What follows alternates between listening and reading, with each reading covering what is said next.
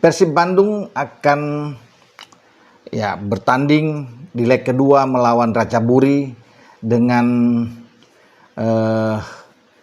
misi mereka harus menang telak.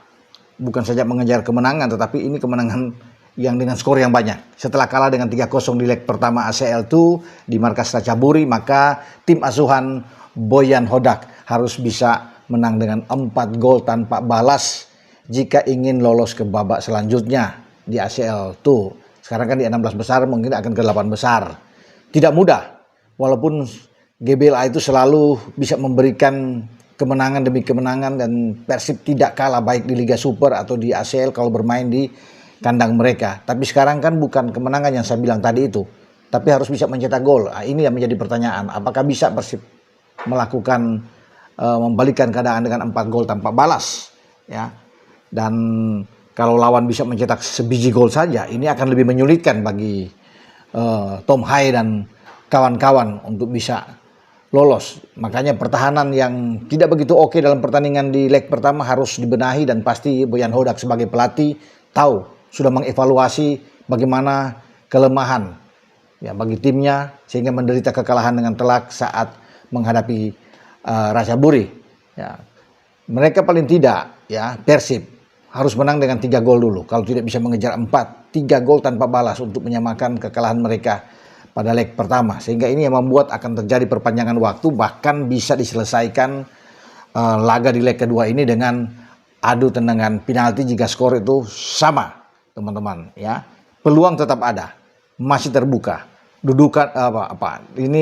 Kedudukan skor ini bisa terjadi dengan 3-0 jika Persib mampu mencetak gol cepat di 15 menit pertama, sama seperti ketika Ratchaburi lewat tanah mencetak gol di 5 menit pertama untuk menghidupkan asa mereka. Maka bagi Persib mereka harus bisa melakukan hal yang sama. Akan berbahaya kalau sampai babak pertama tidak ada gol, dan apalagi kalau Ratchaburi bisa mencuri sebiji gol ke gawang Teja Paku Alam, ini akan menyulitkan ya.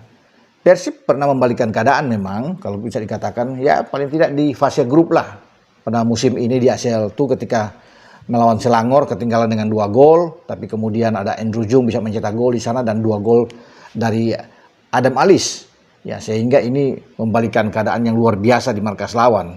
Tetapi sekarang kamu lihat permainan kemarin, Ratchaburi bermain dengan sangat terapi, sangat tenang bermain, counter attack mereka jalan dengan sangat bagus ya, untuk bisa bermain. Bagaimana mereka membuild up serangan, transisi bermain dengan baik, pertahanan digalang dengan bagus. Daniel Ting, Sid Clay, Kemde di belakang Kuran bermain oke, dengan penjaga gawang Kampon yang beberapa kali bisa menyelamatkan gawang mereka, terutama ada 2 kesempatan dari William Barros. Nah, sekarang akan berbalik, Persib dituntut harus bisa agresif sejak awal, sejak kick off pertama ini harus tancap gas. Tinggal sekarang siapa yang akan dimainkan di lini serang. Karena sekarang punya 3, ada Andrew Jung, ada Ramon Tangge, dan sudah ada pemain baru mereka, Sergio Castel. Siapa yang akan dimainkan? Castel kemarin masuk menggantikan Andrew Jung ya, di babak kedua, tapi belum beradaptasi, belum begitu oke memang, ya wajar. Termasuk dengan Laifin Kursawa yang menggantikan posisi dari Dewa di sektor kiri, hanya bermain beberapa menit saja. Nah sekarang mungkin saja ada kesempatan bagi 2 pemain tersebut untuk main sejak awal. Tapi tergantung dari Boyan Hodak tentunya, disesuaikan dengan strategi taktik dari Boyan Hodak untuk bisa bagaimana meredam Ratchaburi ya. Karena Ratchaburi dengan keunggulan 3 gol mereka punya modal yang kuat. Mereka pasti tidak juga akan berpikir untuk terus bertahan, akan celaka buat mereka ya. Pelatih mereka Worawut Srimaka akan menyuruh timnya untuk tetap bermain seperti di laga awal, bermain juga terbuka, melayani Persib dalam jual beli serangan ini. Dan tugas mereka pasti ingin mencetak gol. Karena dengan gol itu, ya gol yang mereka dapatkan nantinya di GBLA, sudah pasti mereka akan lebih aman. Ya, makanya Persib juga harus hati-hati. Pertahanan tetap tidak akan bergeser ketika Julio Cesar tidak bisa bermain, masih dalam pemulihan. Saya pikir Barba dan Matrikardi tetap akan dipertahankan. Tinggal apakah Laifin Kursawa bermain di kiri, dan juga tentunya ada Frank Putros yang akan bermain di sisi kanan. Saya yakin bahwa bermain di GBLA dukungan yang kuat dari para supporter Boboto yang sangat militan, fanatik ya. bisa saja terjadi dan bisa mendapatkan gol itu. Jika gawang Kampon, penjaga gawang dari Acaburi, bobol, maka ini akan ada semangat yang berlipat dari seluruh pemain Persib untuk bisa mencetak gol demi gol.